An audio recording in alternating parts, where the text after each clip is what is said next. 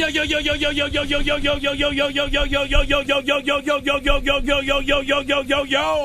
morning, Angela Yee. Good morning, DJ Envy. Charlamagne the Guy. Peace to the planet. It's Tuesday. Yes, it's Tuesday. Yes, I messed up my Zen-like aura this morning. Why, what you doing? Because I was riding into work listening to Oprah Super Soul podcast like I like to do. Mm-hmm. And then I stopped because I remember I wanted to listen to the Chloroseptic remix. Okay. How was that? It's dope. Yeah, it's really good. dope. 2 Chainz got busy. Eminem got busy. Pressure got busy. Mm-hmm. It seems like Eminem is responding to a lot of the criticism that his album was trash. Okay. And Walk on Water was trash. Oh, he did a new verse and everything. Did a new verse. Oh, okay. Absolutely did a new verse. Yes, absolutely did a new verse. But he absolutely smoked that record. He did. But I'm not going to let it distract me from the fact that Revival was trash, though. Okay. And Walk on Water was trash. In your opinion. In my opinion. You heard the whole Revival? I didn't hear the whole Absolutely. thing yet. He does have one record on there that's real dope with Alicia Keys, because I feel like everything he's been trying to say about Trump and politics and being woke, he said in that record. Okay. But other than that, I'm not here for Thurgood Marshall Matters. No.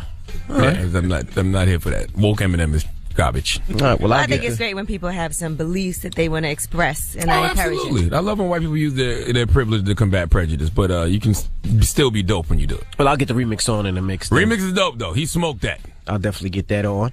And we got some special guests joining us. We have the cast of Den of Thieves joining us. Yes. That's 50 Cent. That's O'Shea Jackson Jr. That's Gerard Butler. And Pablo Schreiber. And Pablo Porn Schreiber. stash from Orange is the New Black. Listen, I didn't know Gerard Butler was such a sex symbol. Oh my God, Gerard Butler is huge. They love him. Don't you remember when they said Gerard Butler was coming up here, I was excited. No, I'm not talking about his status. I said I didn't know he was such a sex symbol. ladies love him. Are you Yeah, kidding ladies me? love Gerard Butler. If you see 300, that's part of the reason why. Why, they show his penis? No, he's like half naked on the whole thing. You never seen 300? No, I haven't actually. Really? No, there's nothing about a bunch of white guys going crazy, killing people that excites me. Sorry. No, it's a great movie. No, it's a wonderful movie. I'm sure it is. But Right. I didn't watch it.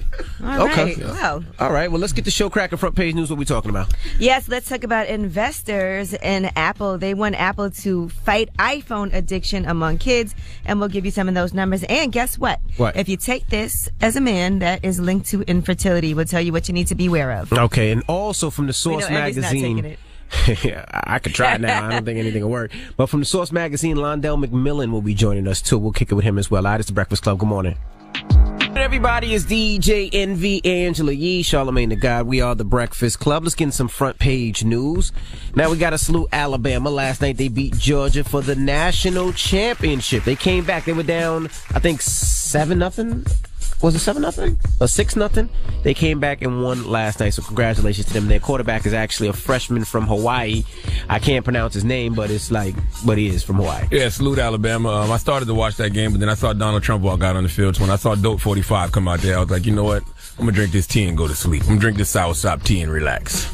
All right. Now, where you want to start? You want to start with your president, Yee, or where you want to go? Well, let's start talking about Apple now. Investors in Apple, they have about $2 billion in funds that they own about $2 billion in Apple stock between them.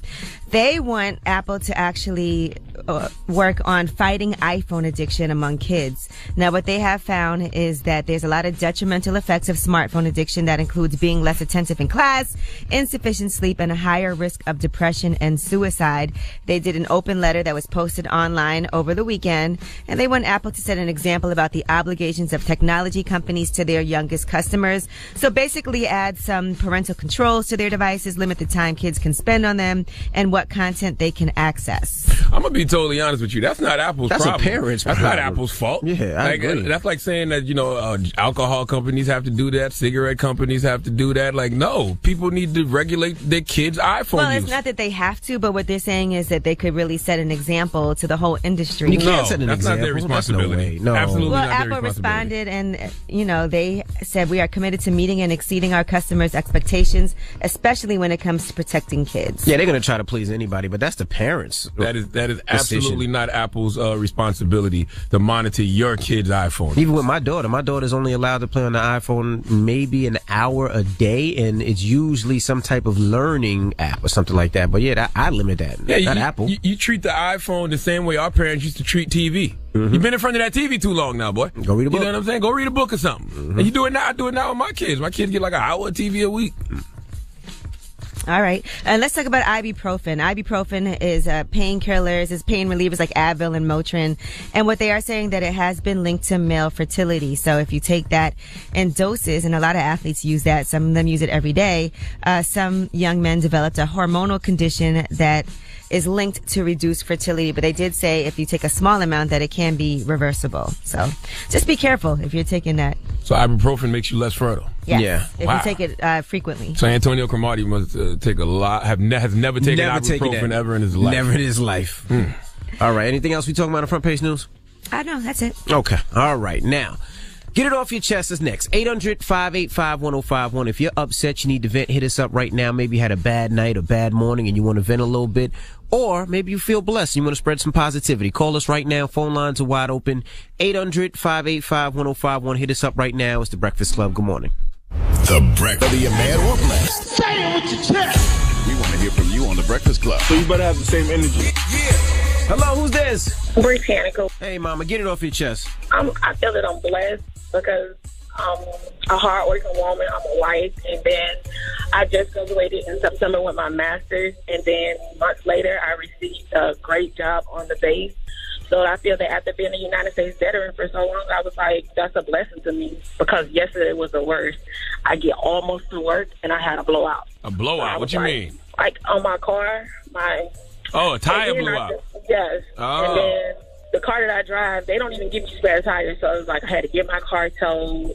And I was like, oh, my God, I'm going to be late to work. And this is my first month there. Oh, damn. Well, congratulations, baby. You sound like, I don't know. What the hell is she talking about? I don't know. She said she got to work and had a blowout. I thought a Dominican did her head. Hello, who's this? Hey, this is Aaron calling from Indianapolis. Hey, what's up, Aaron? Get it off your chest. Hey, before I get it off my chest, is Angela there? She's here. Nope. Hey, Angela. Hey. I'm pretty sure you don't remember me, but I was the guy that was blowing you up on Twitter for Trav's Instagram. Oh, okay. Is it what is your Twitter name? It's a black guy or something? It's a black man. Yeah. ISS, a black man. Travis taking though. I'm sorry. Yeah, Trav has a boyfriend. Yeah, I understand that, but he seemed like a cool guy. I just want to be his friend, but that don't matter no more. Basically, what he's saying is if he get next to Trav, he can convince Trav to cheat. That's what you're trying to say. No, I'm saying he had a great personality. He seemed like a cool person. I just wanted my circle to be, with people that's cool like that. But let me get off my chest. So you want Trav in your circle? Oh, Definitely want you know Trav in the what? circle. What? Y'all been messy. I don't got time for it. Let me get it off my chest because it's important.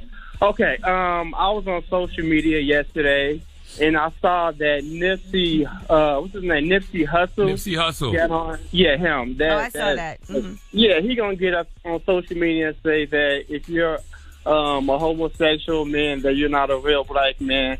And I just thought that was just so stupid. Like, even if you don't agree with the lifestyle, you don't gotta get on social media and badmouth the gays. You know what I'm saying? All right, Did Nipsey really say that? We're gonna get into that. We'll tell you exactly what he said, and we'll talk about that just for you this morning. I didn't see it. Did Nipsey right, really? That don't sound like But Nipsey, though.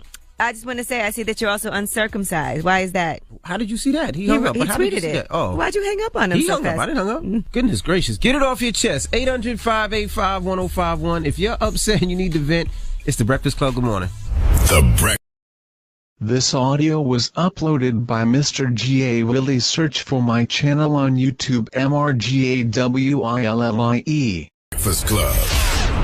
Get it off your chest. Say it with your chest. Whether you're mad or blessed, we want to hear from you on The Breakfast Club.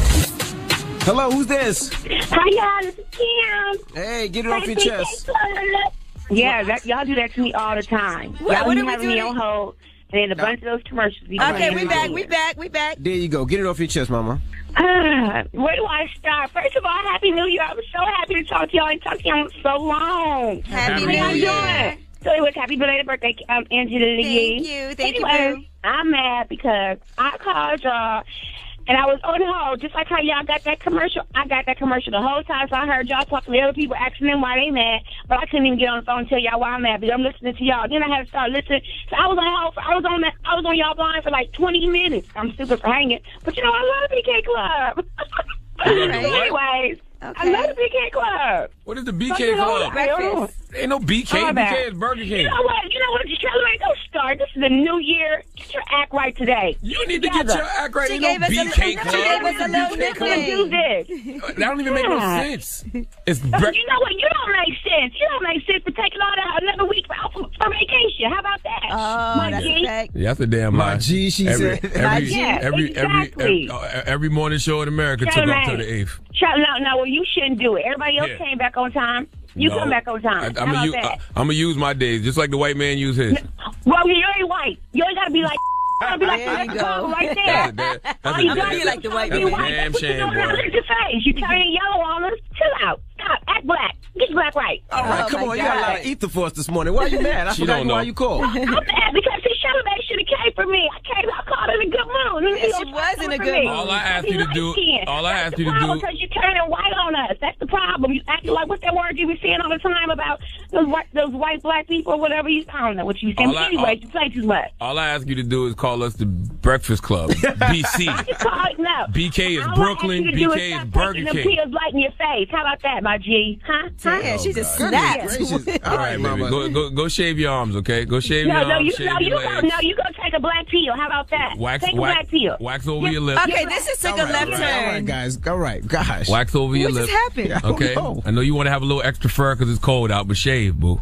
Hello, who's this? What's up, Envy? Hey, Trav, somebody. Hey, Yee. Trav, people are asking about you all morning. I told them you taking Trav, but they don't care. Where's Charlamagne? What's up, Charlamagne? What's up, my brother? Hi, sis. How are you? Listen, I'm pissed right now, and I gotta talk about. He probably a friend of y'all's show, and I don't even care. Nipsey Hussle. Okay, what happened now? Tell us. He called to talk about Nipsey Hussle too. Okay. Yes, I did. So I'm sure y'all know Nipsey Hussle took this picture and he posted it on his Instagram. There's 3 things that he pinpointed in his little caption that he didn't see within the picture. And he said that he didn't see a black violent man, he didn't see a black man that was an abandoner, and he didn't see a black homosexual man. Now, the problem that I have with that is that he thinks putting that picture up there with all of those young men within that picture, it just reminds me of growing up where I didn't have anybody there to represent me, and he thinks it's a good thing that I don't know if he thinks that because you're homosexual, you can't shape and form the young mind of a black man, but there are a lot of successful black gay men out there in this world that can definitely talk to young black men. Like, I don't know if he thinks they were sitting there talking about sex to them, but there are a lot of successful black gay men who can shape, the mind of young black men out there in this world. All right. I think he was trying to explain himself, so we're going to... Yeah, I saw his explanation. I mean, I don't even know what the Nipsey Hussle situation is, but I mean, yeah, you're absolutely right when you say that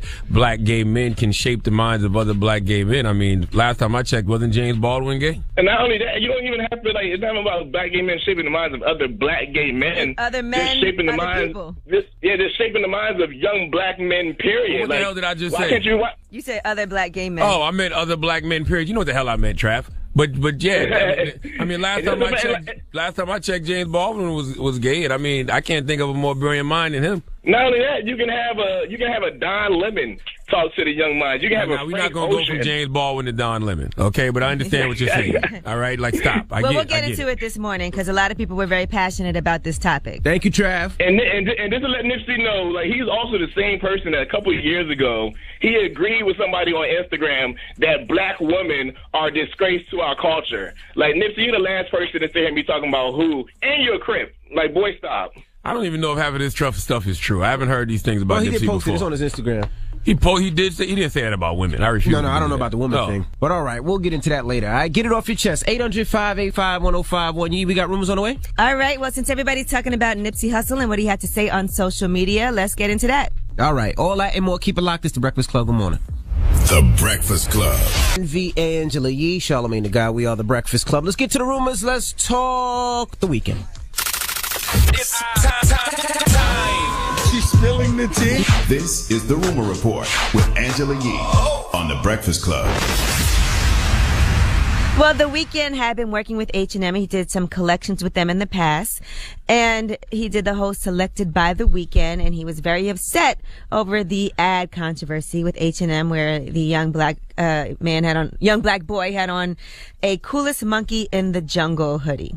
Now, he tweeted out, woke up this morning shocked and embarrassed by this photo. I'm deeply offended and will not be working with H&M anymore. So that's it. Hey, once again, H&M, you have all these culturally clueless people working for you, clearly, because somebody could have spotted that and told you that was going to be a problem. But more importantly, Weekend, don't give the money back. All right, drop H&M, but please keep the check. All right. Well, did he say he was giving the money back? I don't know. I'm just throwing it out there just in case. Don't give the money back. If they ask for the money back, like, nope. All right, now Joey Badass has joined Tidal. He's going to be doing a new podcast. He said, I have a podcast called 47 Minutes coming to Tidal real soon. Retweet if you'll tune in to hear me talk about ish from hip-hop, politics, spirituality, and whatever the F else I want. So, wouldn't be mad at that at all. Salute to Joey Badass. I like that guy, man. He put out a real dope album last year. Yes. And speaking about putting out dope music and other products, Cat Williams is doing a stand-up, and it's called Great America, and that's going to be on Netflix on January 16th. That's from his tour that he did last year. Here is a little snippet. Riots used to be some black white people. Let me just say, y'all are terrible at it. No damage at all. White people just out there shaking their signs hard. Trump said the leaks are real, but the news is fake. That's like the police pull you over, you tell them the blunt ain't real, but the smoke is. Netflix has really cornered the market on comedy specials. They've been doing their thing with comedy specials. I want to see that. I'm here for the Cat Williams comedy special. Absolutely. Yeah, even though he calls me Charlemagne the Dog, but I'm still here. He still does that? I haven't heard him do it in a while, but I'm here for it. Well, it's January 16th. All right, now let's get into what a lot of people were calling up about this morning. It's a black man on Twitter called, and Trav called in, and they were mad about these comments by Nipsey Hussle. Now, Nipsey Hussle posted a picture, and it's a whole group of young black men in a room, and he said, demonstration speaks louder than conversation. They're going to feed us every image of our men and boys, but this one, no hyper-violent, no homosexual, no abandoners, just strong black men and young men. Respect to my big homie for leading with love and intelligence. God is with us. Who can go against us? All right. Well, this caused a firestorm, and he was going back and forth with DeRay. He said, I ain't got to be politically correct because I ain't standing on nobody else's platform. I believe in love and acceptance, but you ain't going to piss on my head and tell me it's raining. None. I see what's going on. Y'all should too. Victory lap, February 16th, 2018. That's you when mean the album's coming. DeRay McKesson, the activist? Yes. Activist, Okay. yes. Now, that's who he was going back and forth with, because basically DeRay said you listed 3 qualities as equally negative: violent, gay, and abandoner, and as the opposite of strong. What made you assume everyone in the picture was straight? Are you saying that to be against homophobia is to succumb to the mainstream media? Now, Nipsey responded, I listed 3 qualities overrepresented in the mainstream media's narrative of what a black man is. Point out the first lie. I never assumed they were all straight. I noted that they weren't being framed by the media as gay, and I have no opinion about what a person's sexual preference is. That's their God-given right, and I'm not God. Now, if we can't agree that life imitates art and the balanced representation of our people is important, then we will agree to disagree and wish each other the best. Well, both sides, the LGBT community and Nipsey, are essentially saying the same thing. Don't stereotype us. Nipsey is saying the media often overrepresents these stereotypical images of black men, super thug, super gay, super deadbeat, and the gay men are telling Nipsey, don't stereotype us, because a lot of us look just like the guys posted in that picture. So they're both essentially saying the same thing. Don't stereotype us. Now, DeRay responded, I've never thought that gay black men were overrepresented in the media, but the original point is that gay is not a bad thing, not synonymous with violent, abandoner, and not the opposite of strong.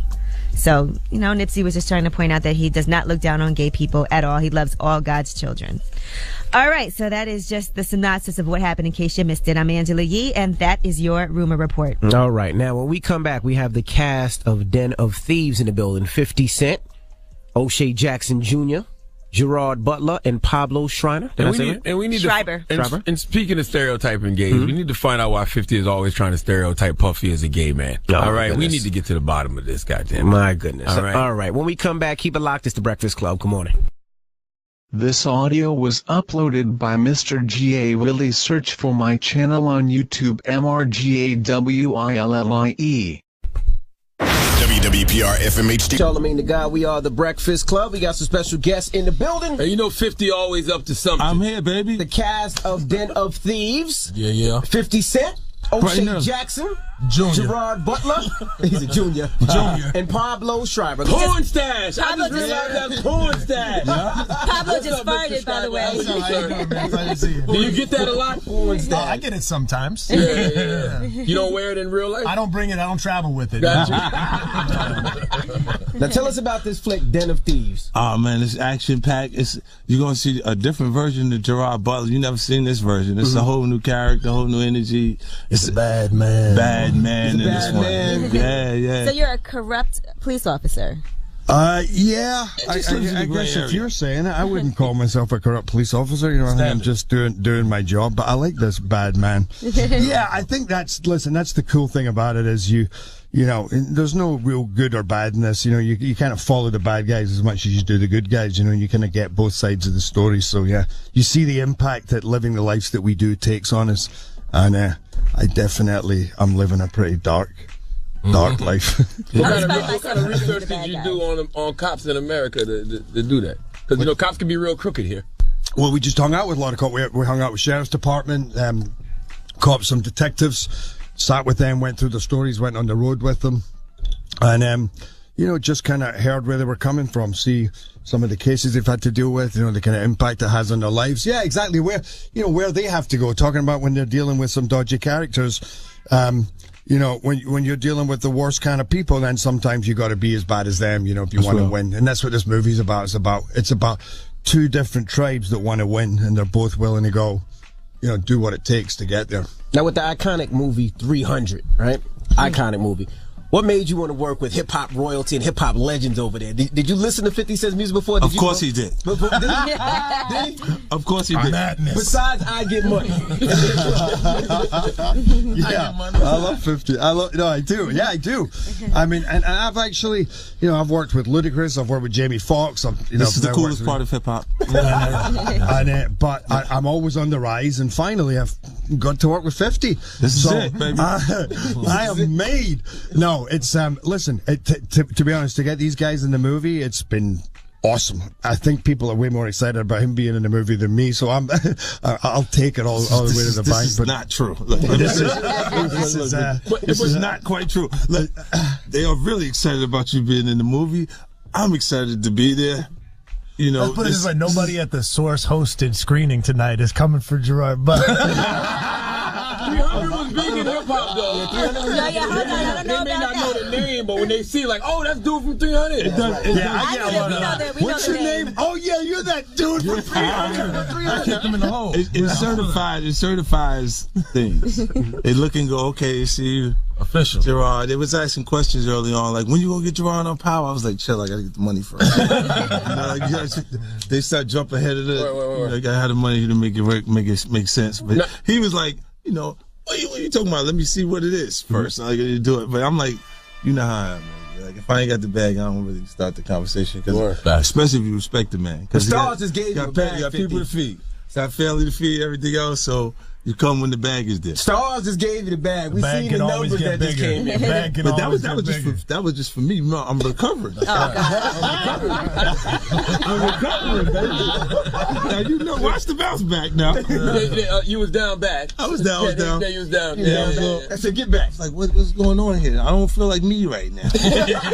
You know? Do you feel like you could potentially rob a bank after filming a movie like this and learning how? Incriminate yourself. Go ahead. Yeah, I have all the tricks now. Watch out, the Federal Reserve better increase their security because me and 50 and O'Shea are coming after them. How do you know they didn't? Usually the people who do rob banks rob them several times. Right. They were very nice, by the way. They get away a few times. How you know this? And let us put it in the movie. I just did a little research about this before. Because I always think that's interesting because it is giving away all the secrets of how to rob a bank because you have to make it as realistic as possible. Yeah, we tried to be very realistic. Obviously, Christian Gudegast, our director, did a lot of research, and the scenes that take place inside the Federal Reserve are thoroughly researched, and it looks amazing. It looks like just like the real location. So, but you gotta hope that a place like the Federal Reserve kept some secrets to themselves. But is it true that they kept? I went to the Federal Reserve, and I got to say, there is no robbing that bank. Anything's possible. But do they throw $30 million in cash away a day? Is that true? trillion. They have. I don't know how much they do a day, but that particular one in LA has literally trillions of dollars in it at any one time. They shred the old bills. They shred all the old bills. 30 million a day. They said. Oh yeah, at least 30 million a day.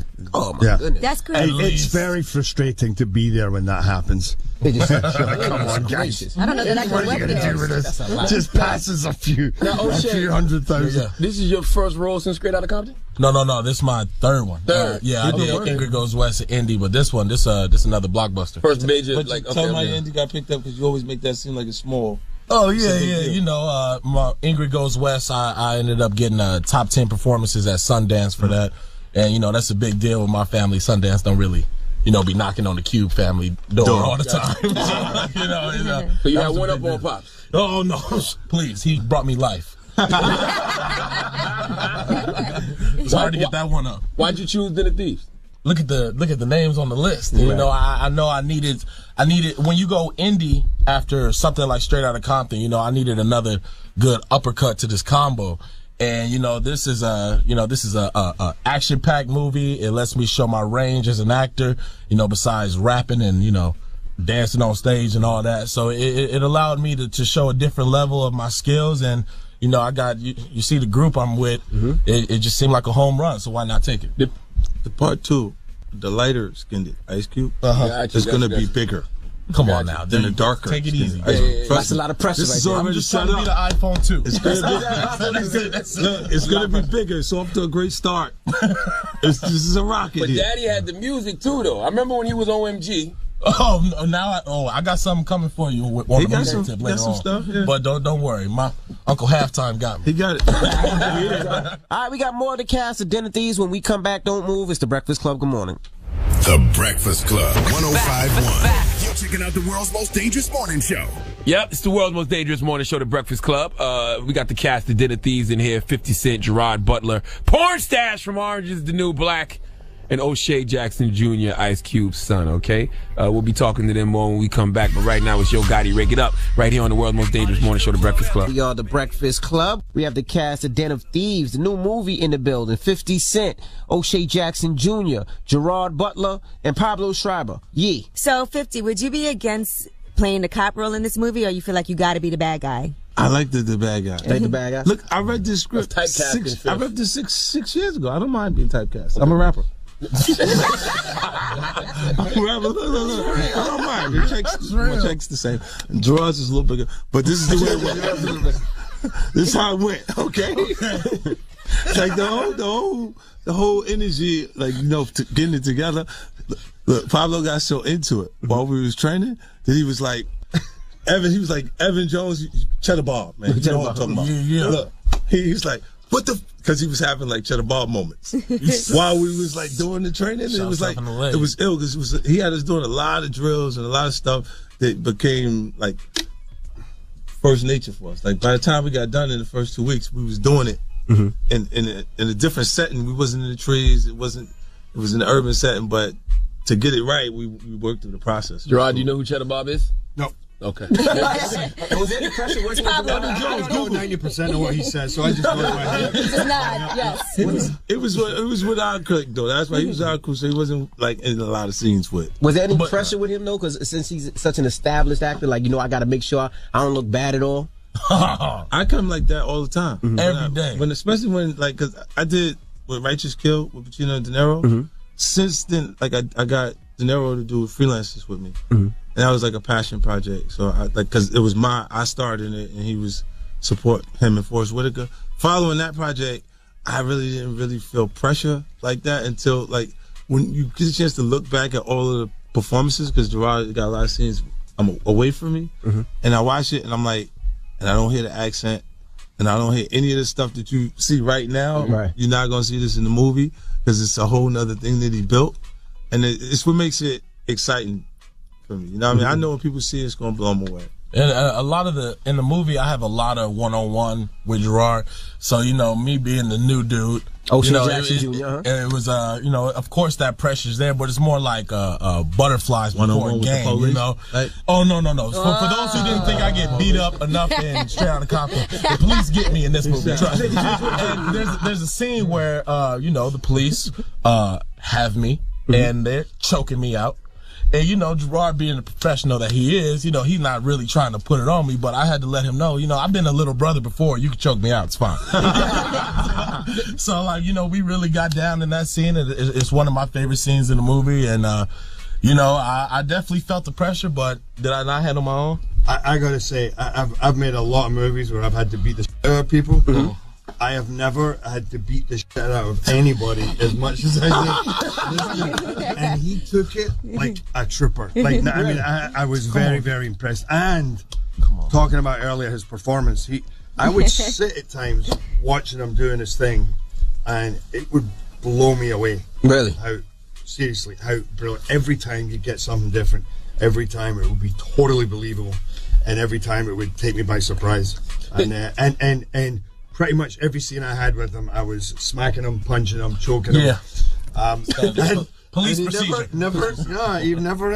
never complained. He just got on with it and turned in. But you Ice Cube son, though. I'm sure you get hands put on you growing up by I don't daddy. get choked out. He not Homer Simpson. My about daddy it. is But you know, it's for the art. You know, I went to college for cinema. You know, USC, fight on. So like, you know, I'm a film student at heart. And I didn't know that. Yeah, a lot of the times when you know you making your short films for class or whatever, you ain't got necessarily the budget or whatever. You got to cheat some stuff, and I know a lot of the times you got to go for the scene if we want to get out of here. And so, you know, it's cool. So everybody thinks it's nepotism. They think you just popped up in the Straight Outta Compton movie because you Q's son, but you actually put in that work. Yeah, I was at USC for 2 years before Straight Outta Compton was even being like talked about as a serious film. Wow. And during my second year, he was like, yo, you know, you want to do this. And from there, it's blown up into something like Den of Thieves, where I feel passionate about it and I love the story.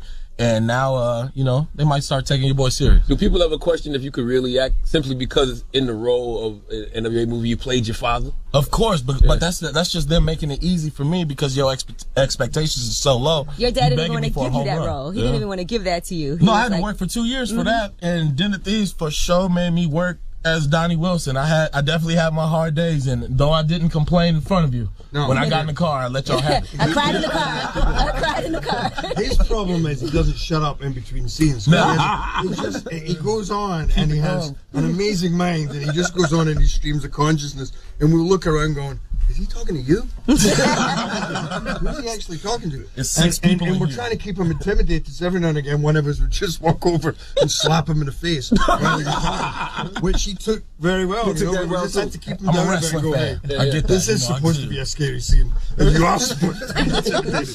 And you'd finish, and like literally, he was about to drop dead, and they go, hey, anyway, yo, what's going on? I'm hungry, man. Let's get some food. Did I ever tell you about the time out? And we're like, really isn't having as much of an impact on him. I'm a monster, man. Now let's talk about this scene that I seen that they released. Now I'm a father of 5. Charlamagne's a father of 2 girls, and this scene was real close to my heart. This scene was. Now the reason I laugh about this scene because I tell everybody all the time when my daughter goes on her first date, I'm really gonna call 50 by the house, and I need to and I talk about this scene a little bit. Phil. I'm gonna give them that look. They understand that I don't understand. Right. I will do it, my man. Don't do this to yourself. You know, like that. But the scene was interesting because I got 5 kids in the actual film. Like I feel like I'm hiding myself in plain sight. Mm-hmm. You know what I mean? While my partner had been away for some time, he'd been locked up. We robbed things in the past, but his attitude got him incarcerated.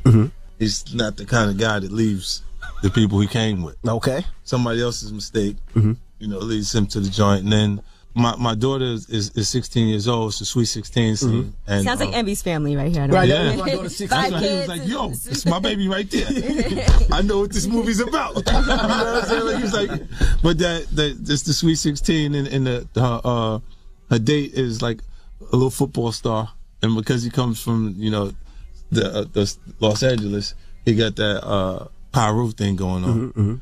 I see it in his Pocket Square. Man, you can pay for that now. Yeah, and I'm looking like, because I know exactly what it is. This one right here. It's like, come here, let me talk to you for a minute. Right. You know, explain to you. And then it's I'm just trying to say, at the point that you see, I see that, at 16, you know the difference when you start to not be so cool because you're daddy. And and then like, cause her social circle was growing, and she started to, you know, have her friends and following the trend of things that they're deciding to like. And at that point, I'm identifying with having to have that conversation with him instead of speaking to her. You know what I mean? Because there's a point that you got to do that. Right. You know, like, and then this is me and you talking with him instead of her, because she's going, I hear you, and everything that we know that she would be feeling that she can't express to you at that point because she still sees you like when she was like 8. You know what I'm saying? Like all of that, you just working past that. The same was good. It was so much to work, so many layers to it that it came off pretty good. You just basically need a room full of big Hawaiians to walk through. That's the end of the story. If you have a room full of big Hawaiians to walk your girlfriend's 16-year-old date into, then it'll all end happily. All right, we got more with the cast of Dinner Thieves when we come back. Don't move. It's the Breakfast Club. This audio was uploaded by Mr. G.A. Willie. Search for my channel on YouTube, MRGAWILLIE.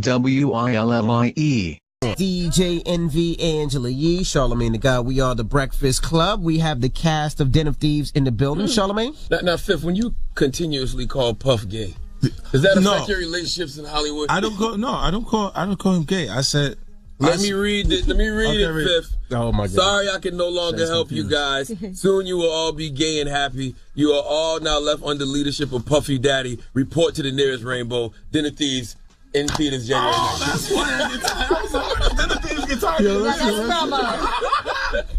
I didn't say gay and happy. No.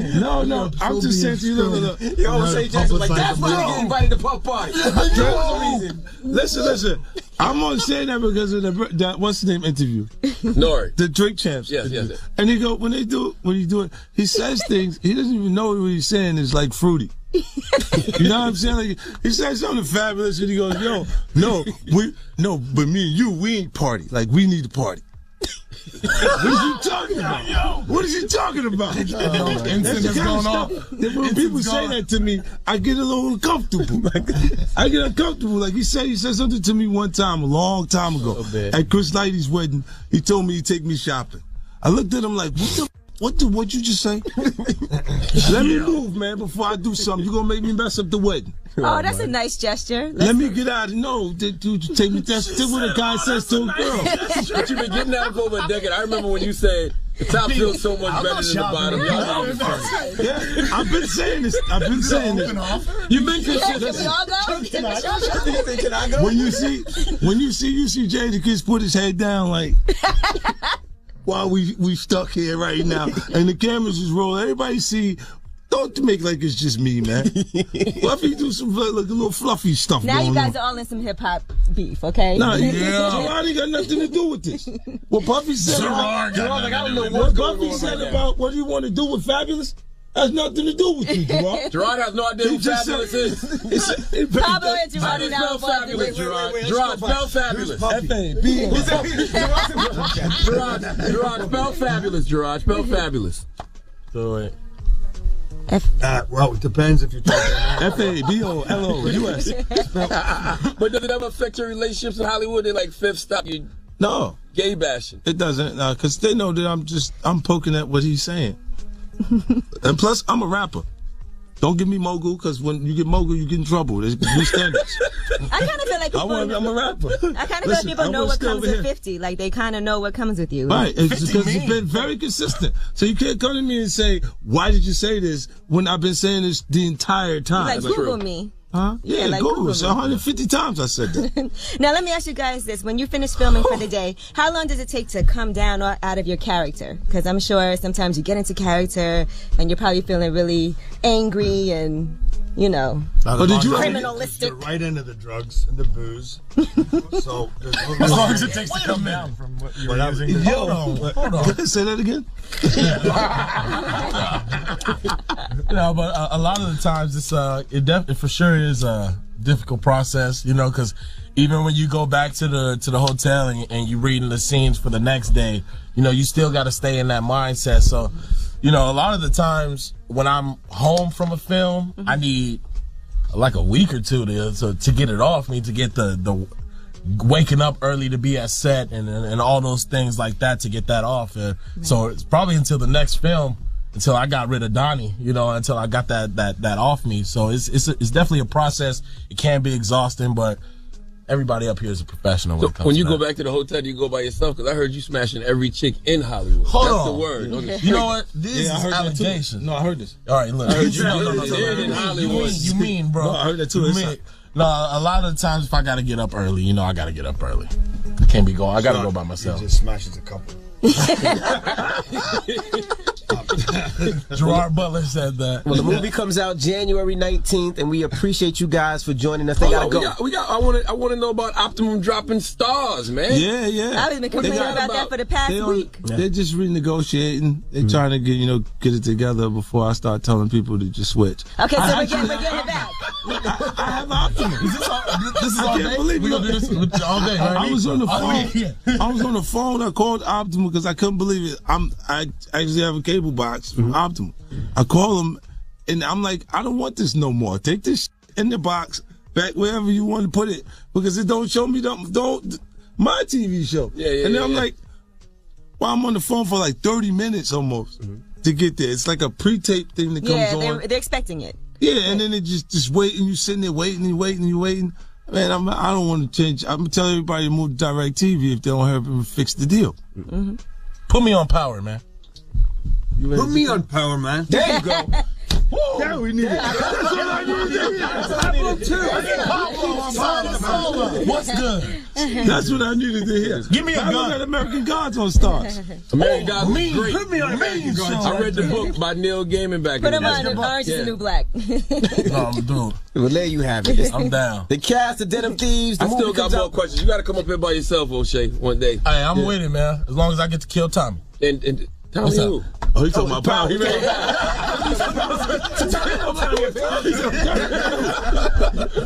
All right, it's the Breakfast Club. It's the cast of Den of Thieves. Thank you, guys. Thank you, guys. Thank you. The Breakfast Club. Angela Yee, Charlamagne the God, we are the Breakfast Club. Shout out to the cast of Den of Thieves for joining us. Yes, 50 Cent, Gerard Butler, Porn Stash from Orange is the New Black. Pablo Schreiber. And O'Shea Jackson Jr. Now the Thieves looks dope, though. Yeah, I'm going to go check it out. I'm actually going to go see it tonight. I think they have like a little screening tonight. I'm going to go check it out. When you got a loaded cast like that, the movie better deliver. Better what? Deliver. Oh, what I don't know what you said. I wasn't committed to that sentence. I wasn't committed to it. I gave up right before I said deliver. Well, let's get to the rumors. Let's talk Chloraseptic. Listen up. It's just in. All the gossip. The Rumor Report. Gossip. With Angela Yee. It's the Rumor Report. The Breakfast Club. Well, Eminem put out the Chloraseptic remix yesterday. And this is the version that does have 2 Chainz on it. If you remember, 2 Chainz got left off of the original version that's on the Revival album. Here is 2 Chainz part. Take him to church. I'm talking to Tabernacle. It's the return of the body snatcher. Walk in the spot, make my woman smack. Body when I'm backing in. Lottie Dottie got a bunch of bodies. They get back and get me human track again. All right. Also, Fresher, of course, because he's on the original, is also on the remix. And here's Fresher's part. You me your baby, don't do me no favor. These bitches got babies, they all want this woman, ain't doing no labor. They shopping in razors, they stinging like Kansas. Act how they want, excuse in jail. Don't be an a-hole, cause I got shooters that shoot when I say so. All right, Fresher. Okay, Fresher, not mad at 2 that. Chainz snap, too. Now, let's get into Eminem's verse. It looks like he's been paying attention to what certain people have to say. Why can't you be like Macklemore? Why you always gotta smack a whore? It's likely the psychiatric wards, a last resort. Something's gotta give, that's for sure. Powder cake, I draw inspiration out of hate. Well, Eminem absolutely smoked the Chloraseptic remix, but Walk on Water was whack. And the Revival album is mid-grade. I like Walk on Water. No, you don't. Yes, I do. Okay. I definitely like Walk on Water. You like Walk on Water, Envy? Nah, I didn't really like Walk on Water. I mean, I like it. Wasn't for me. I thought that was just a radio record, but I did like the Chloraseptic. He killed the Chloraseptic. He killed that. But art is subjective, though. Like, everything's not going to like... Just because you don't like something... Everybody's not going to like everything. But I thought Walk on Water was whack. I thought the Revival album was weak. I do like the song with Alicia Keys, but Eminem absolutely smoked that Chloraseptic remix. Now, it looks like he's talking about Joe Budden on the song in particular. Here's another Eminem part of Chloraseptic remix. How many rappers did I go through? You spelled out, but you won't admit I smoked. And you was spellbound, hellbound in my snowsuit. But am I supposed to sound like everything else out? Cause I don't get compared to it, only myself now. And God, I rap better when the odds are stacked. Revival's whack. I don't like the zombie track. And when he's talking that garbage, psychotic crap. What's your content at? What's with all the conscious rap? Pink, Beyonce, this, and Kalani, that.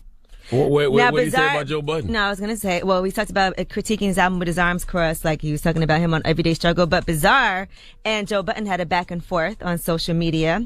And Bizarre said, make sure you keep that same energy at Joe Budden. Don't get quiet now, effing clown. And this was... Why somebody got to be a clown because they critiquing music, though? And then Bizarre said, it's a problem because you don't like the content. Where the jokes and what now? You shouldn't have dissed M. Now you should apologize. Now Joe Budden said, Biz, I love you. I will also beat the dog-ish out of you in Detroit. What?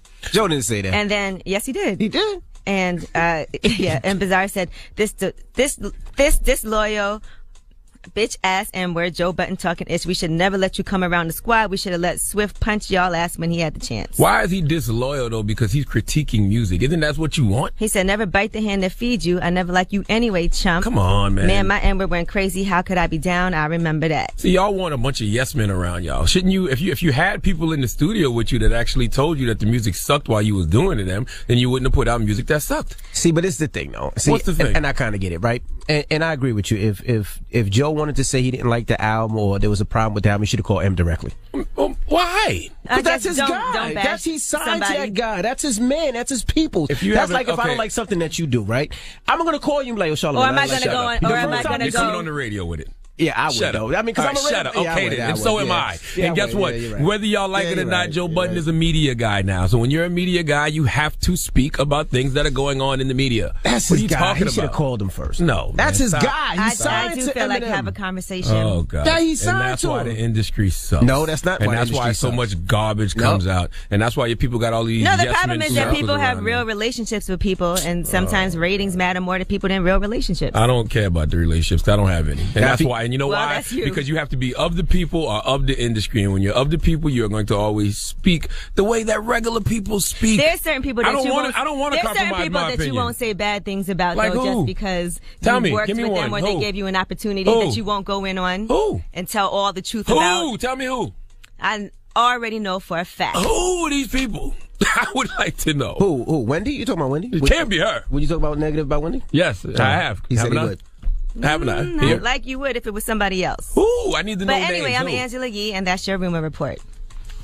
You got to be of the industry or of the people. Because when you're of the industry, you're going to be like this, compromising yourself and your opinions for what? It's just music. It is. It's just music. But if that's your guy, give your guy a call. Please, stop it. I mean, maybe you did. I don't know. Anyway. Nope. Charlamagne. Who are you giving that down to? Everyone who is attempting to label Genuine is transphobic. They need to come to the front of the congregation. We'd like to have a word with them, please. All right. We'll talk about this when we come back. Donkey Today's up next. It's the Breakfast Club. Good morning. This audio was uploaded by Mr. G.A. Willie. Search for my channel on YouTube, MRGAWILLIE. Of the day, huh? I'm gonna fatten all that shit around your eye. They want this man to throw them blows, man. They waiting for Charlamagne to top these blows. Let's go. They had to make a judgment of who was going to be on the Donkey of the Day. They chose you. Yes. The Breakfast Club, bitches. Who's Donkey of the Day today? Yes, Donkey of the Day for Tuesday, January 9th goes to everyone who is attempting to label Genuine as transphobic because he rejected the advances of celebrity Big Brother star India Willoughby. Now, I was reading an article on Pink News. The headline is CBB's India Willoughby branded a victim after being rejected by Genuine. Now, Pink News is based out of the UK, and one line in the article says, speaking to the rapper, Willoughby asked, would you go out with a transsexual woman? First of all, Pink News, every black musician in America is not a rapper. Okay, Genuine, along with Timberland, is the architect of the fat white woman's national anthem, Pony. Drop on the clues bombs for Genuine, damn it. Okay? He is an R&B singer, and he will be respected as such. Knock it off. Now, back to the matter at hand. India Willoughby asked Genuine, would you go out with a transsexual woman? Honest question, led to a nice, healthy conversation. In fact, let's listen to some of the conversation and listen to where it went left. Let's throw to Celebrity Big Brother to hear what happened. Would you go out with a transsexual woman? I don't know. Personality for me is this. I mean, it's easy to say. See, for me, this is the problem, because I feel that a lot of guys would not go out with somebody like me, even though I'm a woman, because they would.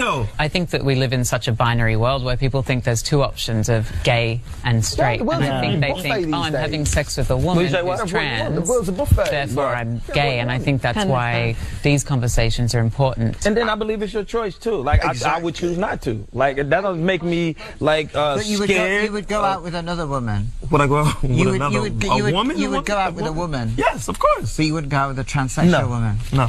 I'm a woman, right? Okay. Forget about any T's or anything in front of it. I'm just a woman, okay? So on that score, you would date me, wouldn't you? Not if you told me you was trans. No, I'm not telling you I'm trans. I'm a woman. A woman, yeah. You would date me then. Woman, yeah. Go on, let's have a kiss. I think all the unspoken things that you can read into both those responses there illustrate my case 100%. Now, here's the thing. Genuine is getting all kinds of backlash, people calling him transphobic. I don't think he was being transphobic at all. If a black woman says, I don't date white men, does it make her prejudiced? No. It means she has a preference. Hell, me, Charlemagne the God, I've been hit on by gay men and rejected their advances. Does that make me homophobic? No. It makes me married. Now, I know what you're thinking. Well, if you weren't a married man, would you give a gay guy a shot? Probably not. Okay, we probably would still reject the advance. I just don't see what a man could say to me to get me up out of my box of briefs, okay? All right? I just haven't heard the right words, all right? All right, a little slick-talking player hasn't pulled up on me with the right game yet to get me out of these size 34 fruit of the low. So you're not counting it out, though? I'm married, sir. Now, the problem I have with this whole situation has nothing to do with India Willoughby being transsexual. In fact, I thought it was a healthy dialogue, and I think you should have those type of conversations with people who are different from you. That's actually what I live for. But the problem I have is at the end of this clip, when India Willoughby tries to put her arms around Genuine and ask Genuine to give her a kiss. Let me hear just that part. You would date me, wouldn't you? Not if you told me you was trans. No, I'm not telling you I'm trans. I'm a woman. A woman, yeah. You would date me then. Woman, yeah. Go on, let's have a kiss. Now, we are in the midst of a cultural revolution with Time's Up, Me Too. Women are rebelling against sexual assault, sexual harassment, unwanted sexual advances in the workplace. Now, what I saw in this video was a man and a woman at work having a conversation, and then the conversation took an inappropriate turn because India Willoughby made an unwanted sexual advance towards Genuine. Let's switch the roles. What would the conversation be if Genuine, mid-conversation, tried to put his arms around a woman, tried to kiss her, and then when he was rejected, tried to shame said woman and make the woman feel bad for rejecting her? What if the optics were different, okay? I thought that's what we were trying to eliminate all across the board. Is that not the reason people are wearing black as a show of solidarity against that kind of behavior? I don't care what gender a person is. Right is right, wrong is wrong. You can't go around trying to kiss on whoever you want, whenever you want, regardless of what your gender is, period. Was Genuine not being sexually harassed on TV? Was Genuine not being sexually assaulted on TV? Yes, he was. And if someone tries to hug you and kiss you and you don't want them to hug you and kiss you, you can reject their advances, and making someone believe they can't reject your advances because they will receive backlash, then that is exactly why there is a Time's Up movement and a Me Too movement going on right now. Please give everyone mad at Genuine for rejecting India Willoughby's advances the biggest hee-haw, please. I'm just saying, right is right, wrong is wrong. Right, you can't just try to kiss somebody or think somebody is forced to kiss you just because they want to prove a point. Just because of anything. If I don't want to kiss you, don't kiss me. Don't touch me. If I don't want you to touch me, don't touch me. Keep your hands to yourself. Keep your mouth to yourself. Simple. I thought that's what this was all about. I thought this is what this Time's Up Me Too movement was all about, period. All right. All right, well, thank you for that donkey today. Mm-hmm. Now, just question. So, never mind. What? No, because he said nobody has slick talked him out of those boxes yet. I like to look at things from all angles. Okay? That's all I'm saying. All right. Okay, all right. So you like the top angle or the bottom angle? Maybe the back angle. I don't know. All right. Everybody knock it off. All right. Got me sounding like Puff on Drink Champs. Okay? All right. Knock it off. All right. Now call Envy Daddy. Nope. When we come back, what is it? Is it Mac Daddy, right? Is it Mac Daddy? Anyway, when we come back, we gonna party. We gonna party. He ain't party with me yet. Huh? He ain't party with me yet. Take him shot. Londell McMillan, the owner of The Source magazine, will be joining us. The Breakfast Club is on the cover of The Source. We're going to talk to him, so don't move. It's The Breakfast Club. Good morning. This audio was uploaded by Mr. G.A. Willie. Search for my channel on YouTube, MRGAWILLIE. The Breakfast Club.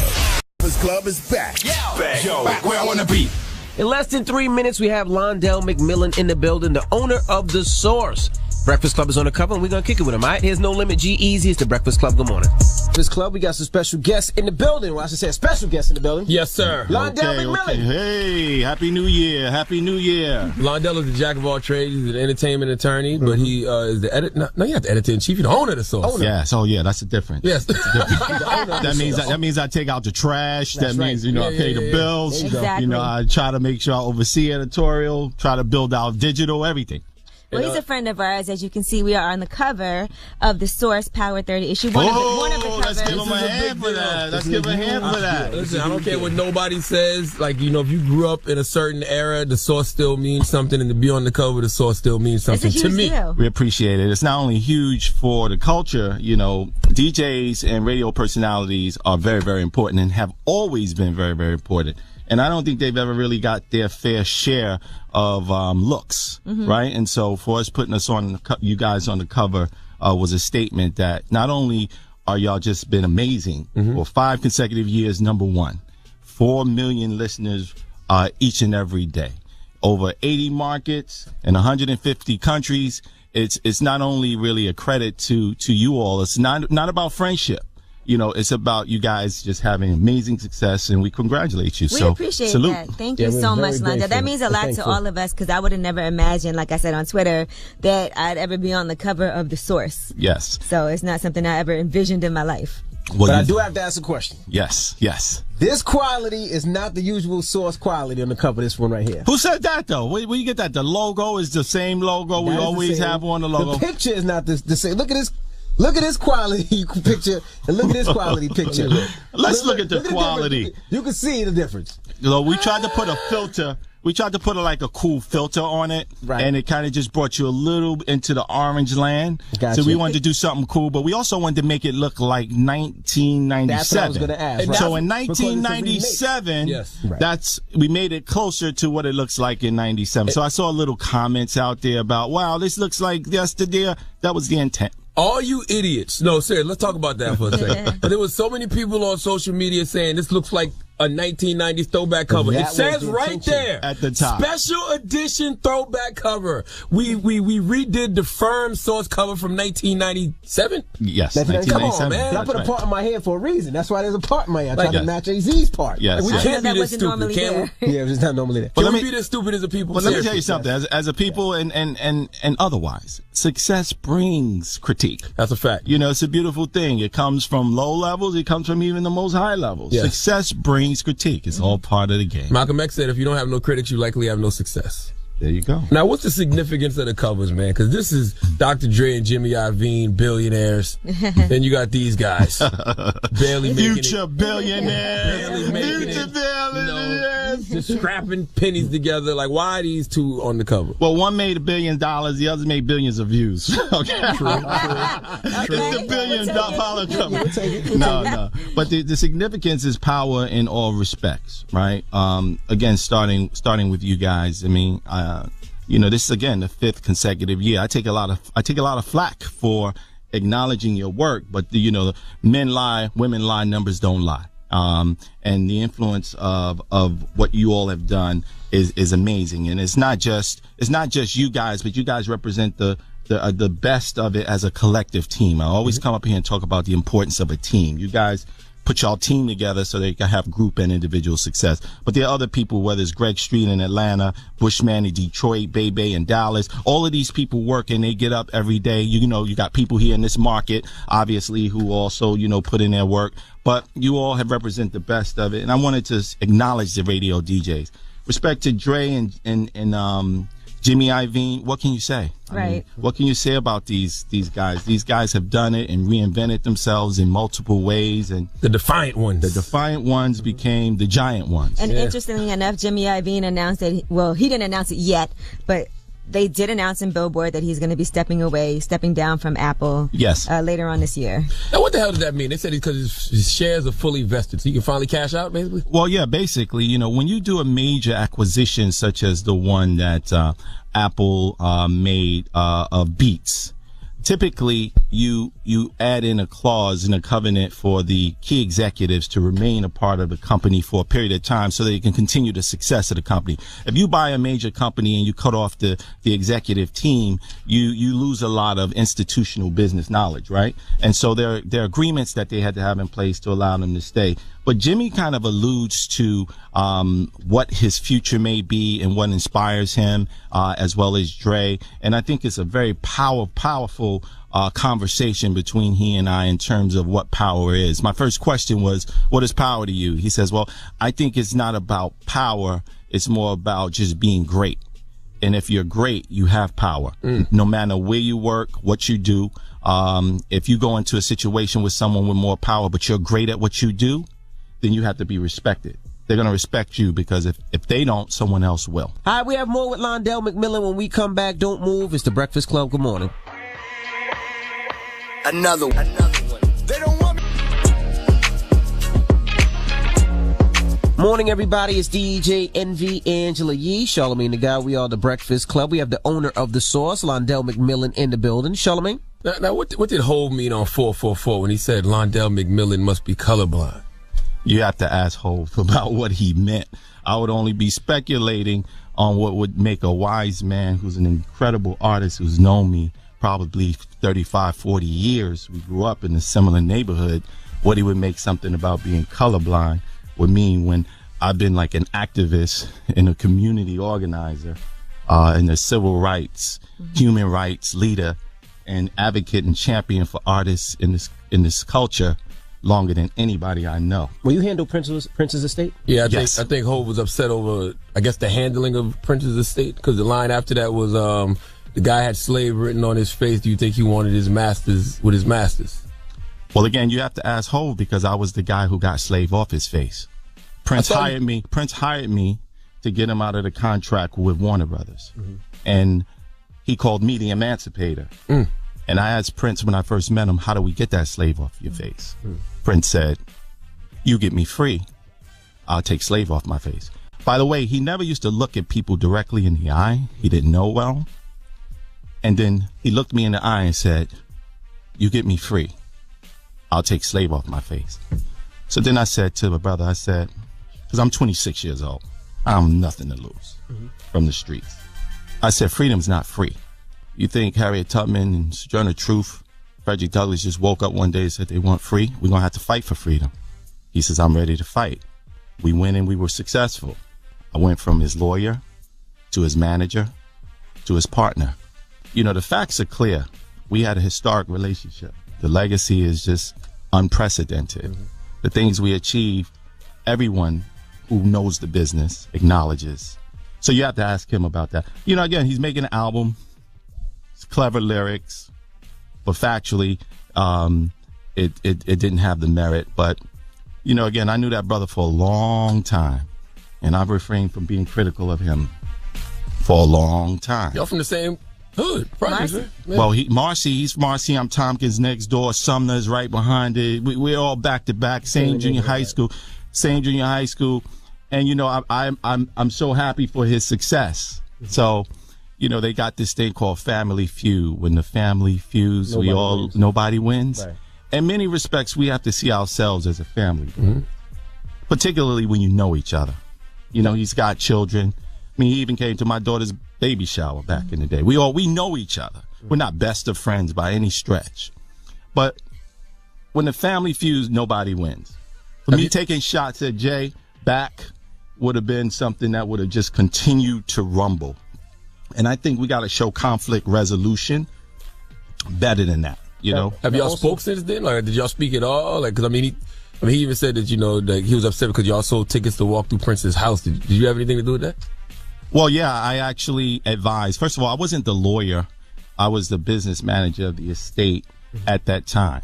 Okay, I now manage half of the heirs of the estate. But anyone that knew Prince really knew that Prince left instructions to leave Paisley Park as a museum. He left instructions to at least 20, 30 people. So that was a fact. I mean, in fact, he started writing out the plans for that. So everything was what he explicitly said he wanted done. With respect to Paisley Park, Right. regrettably, he didn't leave a will because that way it would have ended a lot of conversations. You know, again, you got to ask Jay what he meant, and ask the people who probably advised Jay. Was he you a know, I state believe Jay probably was getting misinformation and information, because you know Jay usually doesn't get pressed by things like that. From what I've seen in my dealings with him, he's usually a very cool guy. And you know, again, I wanted to keep any beefs directly, but if he wants to talk about it privately or publicly, you want to come up here and talk about it, we can have that conversation. Was it state suing title at one time? Yeah. Now, why was that? Because we all seen Prince with Hove, and I thought he wanted his music through title, and then when he passed, they were suing him. It's my understanding, and I haven't seen all the agreements, my understanding that Prince made a deal with him, a deal for a couple of albums. But not for his whole entire catalog. But not for the whole entire catalog, to my knowledge, but that was the estate. You got to ask the state lawyers and his lawyers. I think perhaps what happened is some suggested that because there was a lawsuit, that my hands and fingerprints were all on that. Mm-hmm. But again, you have to ask him. But I can just tell you this: if anybody leaves their family in a state, you should want somebody like me making sure that we are protecting it and monetizing it so your family doesn't lose it. Right?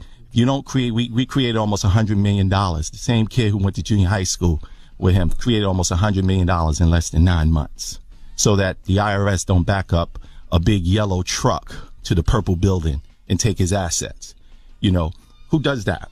You know, so when people talk about seeing green in the purple eyes, me being able to generate revenue and make money, that's a great thing. Because typically when I came into the business, they said you had to go to the white lawyers in order to make money and get deals. Mm-hmm. So when I make money for my clients, that should be celebrated. That shouldn't be, ridiculed. Mm. What are your thoughts about Russell Simmons? Because I'm sure you know him. I love Russell Simmons. And everything that's happening with him, having to step away from his businesses. Well, I think that when things come up from many, many years ago, I think that, you've got to look at, first of all, what happened, and people have to take responsibility. So for him stepping down and taking responsibility, I think it was the right thing for him to do. It's interesting that, one of the people who claimed that he did something wrong was a client and a very close friend of mine as well. But at the same time, people make mistakes. They have to learn from it. The time is up for those mistakes, and people have to be responsible. Mm-hmm. I think Russell may be one of many, many people in power. And that goes back to the Power 30 issue. We got a big story on that, on what's the reasonable standard, legal standard, and just social standard on how you deal with each other. That's a big story in that, a big, big story. How do you deal with it, though? Because, legally, there's nothing Russell can do to prove he didn't do it. He says he didn't do anything. And in the court of public opinion, there's nothing he can do to prove he didn't do it either. Well, the way lawsuits work is that the plaintiff has to bring the first set of complaints. Right. They have to start, and then you have to rebut that with an answer. So depending on what these people may bring will determine how he responds. But I'm not in his case, and I'm not a sexual harassment lawyer. But I think that these things are going to work themselves out, and I think that this is a very powerful and important cultural moment. I'm very glad that it's here. I have a daughter, and even if I didn't, right is right, and putting anybody in a situation where they feel trapped and beat down is inappropriate, and I think that this is a amazing time. But I do want to say that there were so many others that actually abused the power, and we need to. Did you see what Oprah said? Let's give a shout out to. Let's give a hand to Oprah. What she did was amazing, and I just think not only is she right, but I think what the sisters did with the Women's March right after Trump was elected, and we give a shout out to Tamika Mallory, Linda Sarsour, Carmen Perez, Janae Ingram, and all of the women who put in that work. It's just the right time to say enough is enough, and it's been time for enough is enough. All right. Well, thank you, Londell. Thank you to everybody at the thank Source. you. Thank you for everybody for supporting us. We definitely appreciate that. You got pick up it. The Source right now. It's on your newsstands, and thank you again for joining us. Thank you. It's always a pleasure. All right. It's the Breakfast Club. Londell McMillan. God bless. The Breakfast Club. This audio was uploaded by Mr. G.A. Willie. Search for my channel on YouTube, MRGAWILLIE. Would you still DJ NV, Angela Yee, Charlamagne the Guy. We are the Breakfast Club. Let's get to the rumors. Let's talk Joe Budden. This is the Rumor Report with Angela Yee on the Breakfast Club. So listen up. Well, we talked this morning about Joe Budden versus Bizarre. They had a back and forth, and that's Bizarre from D12. And this is all over Joe Budden trashing Eminem's album Revival. Well, now 50 Cent has posted a picture of Joe Budden and said that was a bad idea. Look, you got a little ass whooping coming. It's not a big deal. You will get over it. Hashtag Den of Thieves. January 19th. I know Eminem is your guy, but if anyone should understand critique of other people's art, it's 50 Cent. Okay? Come on. Who doesn't 50 Cent get at when he needs to get at somebody about their music or their clothes or whatever? Why are we acting like Joe Budden said something personal about Eminem? And when he does, everybody's mad at him. Well, okay. I'm just saying, if the music is whack, it's whack. All right? M album was mid-grade. Walk on Water was whack to some people. I don't see the problem. And this is exactly why you have to be of the people and not of the industry. Because when you're of the industry, they feel like you can't critique their art. All right.